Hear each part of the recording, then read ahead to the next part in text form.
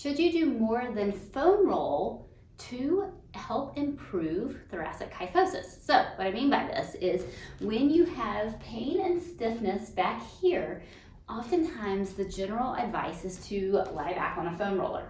It can feel really good. It helps push your mid-back into extension. But should we be doing more to help improve our thoracic kyphosis, that more of hunching through the mid-back, than simply lying on a foam roller? Now, if you have stuck with me for any time at all, you know that I am not a huge fan of passive mobility to fix problems. Passive mobility can feel great.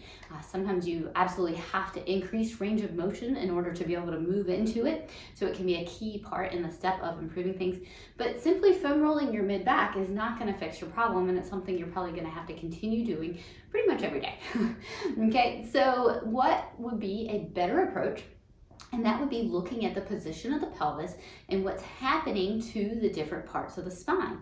So when we change one part of the spine, we change the other parts of the spine. So if we increase our lumbar lordosis, so let's say I'm here and I move into an anterior pelvic tilt, which means I go forward. So if I'm here, I go into an anterior tilt.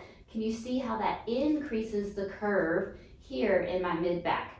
Now, if I bring my pelvis back into a good position, it helps to flatten up. So spilling forward, flattening up.